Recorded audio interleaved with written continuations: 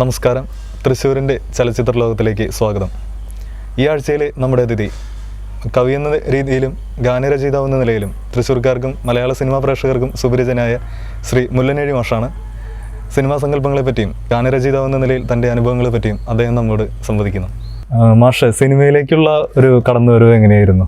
ഒരു കവി എന്ന രീതിയിൽ നിന്ന് വ്യത്യസ്തമായൊരു ലോകമാണല്ലോ, അതിലേക്കുള്ള ഒരു കടന്നുവരവിനെ പറ്റി ഒന്ന് പറയാം.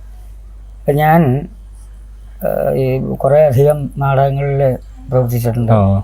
നാടകങ്ങളിൽ അഭിനയിക്കലും സംവിധാനം ചെയ്യലും പാട്ടെഴുതലും. അത് പഴയ കാലത്ത് ഈ ഞങ്ങൾ ഇതുപോലുള്ള എൻ്റെ പോലുള്ളൊരു നാട്ടിൻപുറങ്ങളിലൊക്കെ കലാസമിതിയും എൻ്റെ പ്രവർത്തനങ്ങളൊക്കെ ഭാഗമായിട്ടാണ് നാടക പ്രവർത്തനങ്ങൾ ആയിട്ട് വന്നിട്ടുള്ളത്. അപ്പം അങ്ങനെ ഇരിക്കുമ്പോഴാണ് അസീസ് പൂനെ ഫിലിം ഇൻസ്റ്റിറ്റ്യൂട്ടിൽ നിന്ന് സംവിധാനം കഴിഞ്ഞ അവൾ മാൻപേടയൊക്കെ എടുത്തിട്ടുള്ള അസീസിൻ്റെ ചാവരപ്പട എന്നുള്ളൊരു നാടകം, അത് തൃശ്ശൂർ അഗ്രഗാമി തിയേറ്റേഴ്സ് എന്നൊരു സംഘടന പോത്തോള് കേന്ദ്രീകരിച്ച് രൂപീകരിച്ച്, അതിൽ ഞാൻ ആ സംഘടനയിൽ KR മോഹനും മാടമ്പുക വഴി ഞാനും അംഗമായി. യഥാർത്ഥത്തിൽ ആദ്യം ഉണ്ടായിരുന്ന 1-2 പാട്ടുകളുണ്ട്, അത് പ്രേംജി എഴുതിയതാണ് എന്നാണ് എൻ്റെ അറിവ്. അതൊന്നുകൂടി മാറ്റി എഴുതണം എന്ന് അസീസിന് താല്പര്യം ഉണ്ടായിട്ട് അതിലത്തെ ഒരു വിപ്ലവ ഗാനമുണ്ട്, ഒരു സമയമായി ആരംഭിക്കുന്ന പാട്ട്, അത് ഞാൻ എഴുതി. അതിലൊരു പ്രധാന കഥാപാത്രത്തിനെ എനിക്ക് അവതരിപ്പിക്കേണ്ടി വന്നു. അങ്ങനെ ഞാനതിൻ്റെ ഒരു സജീവ പ്രവർത്തകനും സെക്രട്ടറിയും.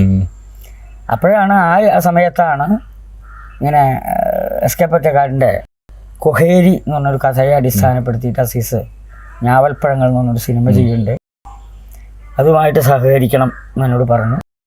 അപ്പോൾ അതിൻ്റെ തിരക്കഥാരചന മുതൽക്ക് ഞാൻ അതിൽ പങ്കാളിയായിരുന്നു. അപ്പോൾ എന്നോട് പാട്ട് എഴുതാൻ പറഞ്ഞു. അപ്പോൾ ഞാൻ പറഞ്ഞു, വയലാറും ഭാസ്കര മാഷോ NB ഒക്കെ ഉള്ള സ്ഥലത്ത് നമ്മളെന്തിനത്, മാത്രമല്ല സിനിമ എന്നുള്ളൊരു രംഗമായിട്ട് എനിക്ക് അത്ര വലിയൊരു അടുപ്പമില്ലാതെ മാത്രമല്ല, അതൊക്കെ ഒരു തരം വേറൊരു ലോകമാണ്. അപ്പോൾ അസീസ് പറഞ്ഞ അങ്ങനെയല്ല, വയലാറൊക്കെ ആകുമ്പോൾ ഒരു പാട്ട് എഴുതി കഴിഞ്ഞിട്ടാവുന്നു, പറ്റിയില്ലെങ്കിൽ മാറ്റി എഴുതി തരണം എന്നൊക്കെ പറയാൻ വിഷമമുണ്ട്, പറഞ്ഞാൽ വലിയ വിഷമാവും. അപ്പോൾ എന്നെപ്പോലെ ഒരാളാകുമ്പോൾ അങ്ങനെയല്ലല്ലോ, സുഹൃത്തിനെ പോലെ ഇതുപോലെ അടുത്തിരുന്ന് പറയാം. അപ്പോൾ ആ ഒരു സ്വാതന്ത്ര്യം കൂടി വെച്ചിട്ടാണ് പിന്നെ ഒരു കവി എന്നുള്ള നിലയ്ക്ക്, ഒരുപാട് പാട്ട് എഴുതിയിട്ടുള്ള ആളെന്നുള്ള നിലയ്ക്ക് എന്നോട് പറഞ്ഞു. അത് അങ്ങനെ യാദൃശ്ചികമായിട്ടാണ് ഞാൻ അതിൽ വന്നത്. പിന്നെ അതിൽ ഒരു പ്രധാന വേഷം എന്നോട് ചെയ്യണമെന്ന് പറഞ്ഞിരുന്നു, അത് ഞാൻ ചെയ്തില്ല. കാരണം എനിക്ക് അഭിനയിക്കാൻ താല്പര്യമില്ലായിട്ടല്ല, അതിൻ്റെ നിർമ്മാണത്തിൻ്റെ പ്രവർത്തനങ്ങളായിട്ടും കുറേ ബന്ധപ്പെട്ടിരുന്നു. അപ്പോൾ ഞാൻ പറഞ്ഞു, എനിക്ക് എല്ലാ പണിയും കൂടി ശരിയാവില്ല. മാത്രമല്ല അഭിനയിക്കാൻ താല്പര്യമുള്ള ആൾക്കാർ അനവധിയുണ്ട്, അപ്പം അതിൽ പറ്റിയ നല്ലൊരാളെ അത് നമുക്ക് കാസ്റ്റ് ചെയ്യാം എന്ന് പറഞ്ഞാൽ അങ്ങനെ ഉണ്ടായത്. ഇപ്പോൾ കഴകം എന്ന് പറഞ്ഞൊരു ഫിലിമിൽ മാഷ് നല്ലൊരു വേഷം ചെയ്തിരുന്നു, അപ്പോൾ അതിലെ അനുഭവങ്ങളെ പറ്റി ഒന്ന് പറയാം.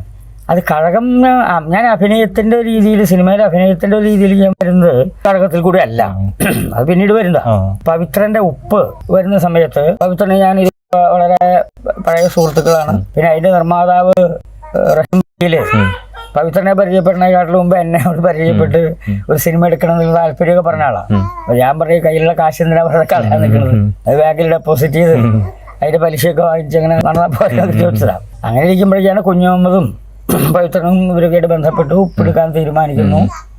അതിലൊരു വേഷം ചെയ്യണമെന്ന് പറഞ്ഞ് ഇവരൊരു പെട്ടെന്നൊരു ദിവസം വന്ന് അതിൽ ആണ് ഞാനൊരു പക്ഷേ സീരിയസ് ആയിട്ടെന്ന് പറയാവുന്ന രൂപത്തിൽ ഞാൻ ആദ്യം ഒരു വേഷം ചെയ്യുന്നതായില്ല. പിന്നെ അതിനെ തുടർന്ന് പിറവിയിൽ ചെയ്തു. അതിന് ഒക്കെ ശേഷമാണ് കഴകത്തിൽ. അത് ഇതുപോലെ തന്നെ യാദൃശ്ചികമായിട്ടാണ്. സുകുമാരനാരെ എനിക്ക് നേരത്തെ അറിയാം. അവരുടെ ആ ഒരു സംഘം സുഹൃത്തുക്കളുടെ ഒരു കൂട്ടായ്മയുടെ പ്രവർത്തനമാണ് അപരാഹ്നവും കഴകവും. കഴകത്തിന് ശേഷം പിന്നെ ശയനം ഇത് പറഞ്ഞത്, അതിൽ ഞാൻ ഒരു ചെറിയ വേഷം ചെയ്തിരുന്നു. അല്ല, കഴകത്തിന്റെ അനുഭവം എന്ന് പറഞ്ഞാൽ എന്താ, നമ്മളോട് വിളിക്കുന്നു. അവസാനമായിട്ട് അഭിനയിച്ച സിനിമ അല്ല, അത് കഴകല്ല. അത് ഞാൻ ഏറ്റവും ഒടുവിൽ ചെയ്ത് നെയ്ത്തുകാരൻ സിനിമ എന്നുള്ളതല്ലേ. പിന്നെ അതിൻ്റെ ഇടയിൽ ഈ ചില സീരിയലുകളുണ്ടായി. ലെനിൻ സംവിധാനം ചെയ്ത മാധവൻകുട്ടിയുടെ ബാല്യകാല സ്മരണകളുണ്ടായി. പിന്നെ ലെനിൻ്റെ കുലത്തിലൊക്കെ ഒരു സീനൊക്കെ ഉള്ളൂ. ബാല്യകാല സ്മരണകളിൽ കുറച്ചധികം. ആദ്യകാലത്ത് മലയാള സിനിമാ ഗാനങ്ങൾ എഴുതിയതിനു ശേഷം ട്യൂണിടുന്ന ഒരു രീതി ഉണ്ടായിരുന്നു. സാറിന്റെ ഒരു തലമുറ വരുമ്പോഴേക്കും അത് കുറച്ചൊക്കെ അസ്തമിക്കുകയും അതിന് മുമ്പും എഴുതിയിട്ട് ട്യൂൺ ചെയ്യലും രണ്ടുപേരും. പക്ഷെ അത് ഗാനങ്ങളുടെ നിലവാരത്തെ ബാധിക്കുന്ന ഒരു അഭിപ്രായം കുറച്ച് പേർക്കെങ്കിലും ഉണ്ട്. അപ്പൊ അതിനെ സാർ എങ്ങനെയാണ്? അതെങ്ങനെയാണെന്ന് വെച്ച് കഴിഞ്ഞാൽ, ഇപ്പോൾ ചെമ്മീനിലെ പാട്ടുകൾ എഴുതിയിട്ട് ട്യൂൺ ചെയ്തതാണെന്ന് തോന്നുന്നുണ്ടോ? ഇല്ല, അതൊന്നും വിശ്വസിക്കാൻ പറ്റില്ല. എഴുതിയിട്ട് ട്യൂൺ ചെയ്തോ ട്യൂണിട്ട് എഴുതിയതെന്ന് തോന്നുന്നുണ്ടോ? അത് ചില പാട്ടുകൾ തോന്നില്ല, ചിലത് അറിയും. മിക്കവാറും അതിലെ പാട്ടുകൾ ട്യൂണിട്ട് എഴുതി. പ്രത്യേകിച്ചും പുറത്തുനിന്നുള്ളൊരു സംഗീത സലീൽ ചൗധരിയുടെ അദ്ദേഹത്തിന് ഇഷ്ടപ്പെട്ട ഒരു ട്യൂൺ കിട്ടിയാണ്. അത് ചിലപ്പോൾ ബംഗാളിയിൽ ഉപയോഗിച്ചതാവും, ഹിന്ദിയിൽ ഉപയോഗിച്ചതാവും, മലയാളത്തിൽ ഉപയോഗിച്ച ആദ്യം ഉപയോഗിച്ച ഏത് ഭാഷയിലെന്ന് പറയാൻ പറ്റില്ല. ചിലപ്പോൾ മലയാളത്തിൽ ആദ്യമായിട്ട് ഉപയോഗിച്ച ഒരു ട്യൂണാണെങ്കിൽ ആ ട്യൂൺ തന്നെ ബംഗാളിയിൽ അദ്ദേഹം ഒരു സംഗീതം ചെയ്യുമ്പോൾ ഈ ട്യൂണിനനുസരിച്ച് അവിടുത്തെ ബംഗാളിയിലെ ഒരു എഴുത്തുകാരനോട് എഴുതാൻ പറഞ്ഞു വരും. അത് എഴുതാൻ പറയുന്നത് സംഗീത സംവിധായകൻ്റെ ഒരു ധാർഷ്ട്യമല്ല. ഈ സംഗീത സംവിധായകനും കവിയും തമ്മിൽ ഉള്ളൊരു നല്ല ബന്ധം ഉണ്ടെങ്കിൽ രണ്ടുപേരും സംഗീതത്തിനെ സംബന്ധിച്ച് അല്ലെങ്കിൽ സാഹിത്യത്തിനെ സംബന്ധിച്ച് ധാരണ ഉള്ളവരുമാണെങ്കിൽ അത് വലിയ പ്രയാസമായിട്ട് വരില്ല. കാരണം ട്യൂണിനനുസരിച്ച് എഴുതുക എന്നുള്ളത് എഴുത്തുകാരനെ സംബന്ധിച്ചിടത്തോളം കുറച്ചുകൂടി ബുദ്ധിമുട്ട് കൂടിയതാണ്. പക്ഷേ നല്ലൊരു കവിക്ക് അത് വളരെ പെട്ടെന്ന് സാധിക്കും. കുറച്ച് ബുദ്ധിമുട്ടുണ്ട്, പക്ഷേ എപ്പോഴും അങ്ങനെ ആവകാവൂ എന്ന് വാശി ഒരാൾ പിടിച്ച് കഴിഞ്ഞാൽ പറ്റില്ല. ഇപ്പോൾ ഉദാഹരണത്തിന് ശ്യാം എന്നോട് പറയണ്ടായി, എൻ്റെ ഞാവൽപ്പഴങ്ങളിലെ ഈ കറുകറുത്തൊരു പെണ്ണാണ് തുടങ്ങിയിട്ടുള്ള പാട്ടുകളൊക്കെ എഴുതിയിട്ട് ട്യൂൺ ചെയ്തതാണ്. പക്ഷെ അതിലൊരു പാട്ട് ട്യൂണിനനുസരിച്ച് എഴുതാൻ പറഞ്ഞു, ഒരെണ്ണം എനിക്ക് വേണ്ടി തരണം. അങ്ങനെ കാരണം സലീൽ ചൗധരിയുടെ ഒരു ശിഷ്യനെ പോലെയുള്ള ഒരാളാണ് ശ്യാം. ചെമ്മീനിലും അതുപോലെ മറ്റു പല സലീൽ ചൗധരി മ്യൂസിക് കൊടുത്തിട്ടുള്ള സിനിമയുടെയും ഓർക്കസ്ട്രേഷനൊക്കെ ശ്യാമായിരുന്നു. അങ്ങനെ ഒരു പാട്ട് ഞാൻ അതിൽ 6 പാട്ടോ മറ്റുള്ളതിൽ ഒരു പാട്ട് ട്യൂണിനനുസരിച്ച് എഴുതി കൊടുത്തു. കറുകറുത്തൊരു പെണ്ണാണ് എഴുതിയതിനു ശേഷം ട്യൂൺ ചെയ്തത്.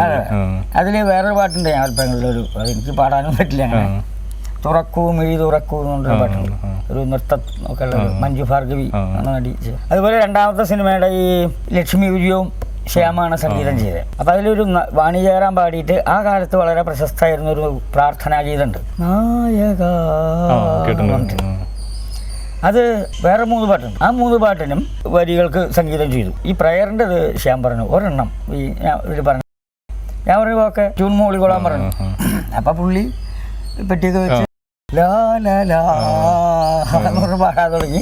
ഞാനിവിടെ നോട്ട് ബുക്കിൽ ഇങ്ങനെ ഈ പല തരം വാക്കുകൾ ഉപയോഗിച്ചതിന് ഒരു അർത്ഥം വേണ്ട. അപ്പം അത് ഈ അടുത്ത കാലത്ത് ഇപ്പോൾ ജബിൻ പറയണത് എന്താ വെച്ചാൽ വരികൾക്ക് അർത്ഥം വേണം എന്ന് നിർബന്ധമില്ലാത്ത സിനിമാ സംവിധായകരുണ്ടാവും. അങ്ങനെയുള്ള ആൾക്കാർ പറയും. ഇപ്പം എന്നോട് തന്നെ ഒരിക്കൽ ഒരു സംവിധായകൻ പറഞ്ഞു, പ്രൊഡ്യൂസറുടെ കൊണ്ട് എനിക്ക് അഡ്വാൻസ് ഒക്കെ ധരിപ്പിച്ചിട്ട് പറഞ്ഞു, മുല്ലിനേജ് സാറെന്ന് പറഞ്ഞാൽ വെറൊരു പാട്ട് എഴുത്തുകാരൻ മാത്രമല്ല, ഒന്നാമത്തെ ഒരു കവിയാണ്, നമ്പൂരിയാണ് എന്നൊക്കെ പറഞ്ഞിട്ട് ഇയാൾ അഭ്യാസം തുടങ്ങി. ഇത് ഞാൻ അഡ്വാൻസ് വാങ്ങിച്ച് അങ്ങനെ തന്നെ മേശപ്പുറത്ത് വെച്ചു, മനസ്സിൽ വെച്ചിട്ടാ. ഇത് കഴിഞ്ഞ വഴിക്ക് ഈ സംവിധായകനോട് പറഞ്ഞത്, സാറേ ഒരു കാര്യം ആദ്യം പറയട്ടെ, പാട്ടിൽ വലിയ കവിത സാഹിത്യമൊന്നും വേണ്ട കേട്ടോ, കേൾക്കാൻ സുഖമുള്ള മണിമാരിയുള്ള വാക്കുകൾ വേണം പറഞ്ഞു. നമ്മൾ സ്റ്റോപ്പ് ഇട്ട് ഇപ്പോൾ തന്നെ ഞാൻ അഡ്വാൻസ് ഈ പ്രൊഡ്യൂസറെ തിരിച്ചു. പ്രൊഡ്യൂസറോട് ഞാൻ പറഞ്ഞു, നിങ്ങളാണ് ഇത് പറഞ്ഞത് എനിക്ക് വിവരമല്ല, കാരണം പല പ്രൊഡ്യൂസർമാർക്കും കാശുണ്ടെന്നേ ഉള്ളൂ ഈ വിവരം ഉണ്ടായിക്കോളൂ സാഹിത്യത്തിനെ പറ്റി. പക്ഷെ സംവിധായകനാണ് പറയണത് പാട്ടിൽ കവിതയും സാഹിത്യമൊന്നും വേണ്ട, കേൾക്കാൻ സുഖമുള്ള മണിമാരിയുള്ള വാക്കുകൾ വരുന്നതാണ്. അപ്പം അങ്ങനെയുള്ള ധാരണകളുള്ള ആൾക്കാരൊക്കെ ആകുമ്പോൾ അവിടെ ആദ്യത്തവരും രണ്ടാമത്തവരുമായിട്ട് ബന്ധം ഉണ്ടാവണമെന്നില്ല, പാട്ടിന് മൊത്തം ഉണ്ടാവണമെന്നില്ല, അങ്ങനെയുള്ള ഓരോ ഇതുകളുണ്ടാവും.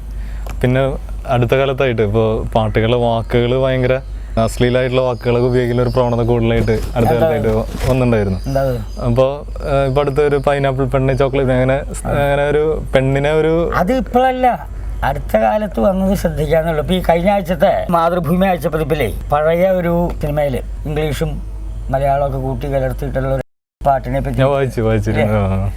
അതുപോലെ ഈ പൈനാപ്പിൾ പോലൊരു പെണ്ണെന്നുണ്ട് എത്രയോ കാലം മുമ്പ് വേറെ പാട്ട് കേട്ടു, പൈനാപ്പിൾ പോലൊരു പെണ്ണ്. പൈനാപ്പിൾ പോലൊരു പെണ്ണെന്ന് പറഞ്ഞാൽ ഒരു അശ്ലീലാണെന്ന് വിചാരിക്കണം. ഒരു കമ്പളവൽക്കരിക്കുന്ന അങ്ങനെ ഒരു ലെവലില് അത് ഇപ്പൊ പാട്ടിൽ മാത്രമല്ല, മൊത്തം സിനിമയിലും സീരിയലിലും ഒക്കെ ഉണ്ട് ഇല്ലേ. അപ്പൊ സിനിമയെ പറ്റി മാത്രം പ്രത്യേകിച്ച് ഇപ്പോൾ കവിത്വം ഉണ്ടെന്ന് നമ്മൾ സാധാരണ പറയാറുള്ള കവികൾ പോലും അങ്ങനത്തെ പാട്ടുകളിലേക്ക് മാത്രമായിട്ട്, പ്രത്യേകിച്ച് ഇപ്പോൾ കൈതപ്രത പോലെയുള്ള ആദ്യകാലത്തൊക്കെ ദേവദുന്ദുബി സാന്ദ്രലെന്ന് എഴുതിയിരുന്ന ആളുകൾ വരെ ഇപ്പൊ ഈ അടുത്ത കാലത്തായിട്ട് രാക്ഷസി അങ്ങനത്തെ കുറെ പൈനാപ്പിൾ പെണ്ണെ അങ്ങനത്തെ കുറെ പാട്ടുകളൊക്കെ എഴുതാറുണ്ട്. അതിപ്പോ എന്താണെന്ന് ചോദിച്ചാൽ ഒന്നാമത് ഇപ്പൊ അതിന്റെ അവരുടെ കവിത കുറഞ്ഞിട്ടാണെന്ന് പറയാൻ പറ്റില്ല. അതിലെ പ്രൊഡ്യൂസേഴ്സ് അല്ലെങ്കിൽ ഡയറക്ടേഴ്സ് അങ്ങനെ ആവശ്യപ്പെടുമ്പോൾ അവർക്ക് പറ്റില്ല എന്ന് പറയാൻ പറ്റില്ല. ഒന്ന് പിന്നെ ചില സിറ്റുവേഷൻസിൽ വാക്കുകൾ എന്നൊക്കെ പറയുന്നത് ഔചിത്യമാണ് പ്രധാനം. ഈ പാട്ട് പാടുന്ന സന്ദർഭം നമ്മുടെ നിലവാരം വെച്ചിട്ട് നമ്മളെല്ലാവരെയും അളക്കരുത്. ഇപ്പം പണ്ട് മലയാളം അധ്യാപകർ, ഞാൻ കുറേ കാലം മലയാള അധ്യാപകനായിരുന്ന ആളാണ്. മലയാളം അധ്യാപകരുടെ ഒരു രീതി ഉണ്ടായിരുന്നു. അവർ കുട്ടികളുടെ പരീക്ഷ കടലാസ് നോക്കുക, അവരുടെ നിലവാരം വെച്ചിട്ട്. അങ്ങനെ വരുമ്പോൾ ഒരിക്കലും മലയാളത്തിൽ ആർക്കും നല്ല മാർക്ക് കിട്ടില്ല. 15 വയസ്സുള്ള 10ാം ക്ലാസ്സിൽ പഠിക്കുന്ന ഒരു കുട്ടി, ആ കുട്ടി 15 വയസ്സിൽ ആർജിക്കേണ്ട വിജ്ഞാനം ആർജിച്ചിട്ടുണ്ടോ എന്ന് നോക്കാവൂ. അല്ലാതെ കൊണ്ട് 50 വയസ്സുള്ള അല്ലെങ്കിൽ 40 വയസ്സുള്ള BA MA ഒക്കെ കഴിഞ്ഞിട്ടുള്ള ഒരാളുടെ വിജ്ഞാനം 15 വയസ്സുകാരിൽ നോക്കണത് പ്രതീക്ഷിക്കാൻ തെറ്റല്ലേ. അപ്പം അത്തരത്തിലുള്ള ഒരു സങ്കല്പം ഈ പാട്ടുകളുടെ ഇതിലായാലും ചില സന്ദർഭത്തിൽ പാടുന്ന ആള്, പാടുന്ന സ്ഥലം, ഇപ്പൊ കോളേജ് കുട്ടികൾ പാടുന്ന പല ഇതിലും ചിലപ്പോൾ അതാണ് ഈ രാക്ഷസിയൊക്കെ വരുന്നത് അല്ലേ നമ്മളിലെ പാട്ട് ആസ് യൂഷ്വൽ എന്ന് തോന്നിക്കുന്ന തരത്തിലുള്ള അങ്ങനെ വേണോ എന്നുള്ളത് വേറെ പ്രശ്നം. ഇപ്പൊ രാക്ഷസി എന്നുള്ള പ്രയോഗം വേണോ, പിന്നെ അതിൽ ഈ ക്യാരക്ടേഴ്സ് തമ്മിലുള്ള അവരുടെ ഏറ്റുമുട്ടലുകളും അതിനൊക്കെ സൂചിപ്പിക്കുന്ന ചിലതായിരിക്കും. അതിൻ്റെ ലിറിക്കൽ വാല്യൂ ചിലയിടത്തൊക്കെ കുറഞ്ഞു വരും. അത് ആവശ്യപ്പെടുന്ന ചില സന്ദർഭങ്ങളിൽ അത് അവരെഴുതണമുണ്ട്.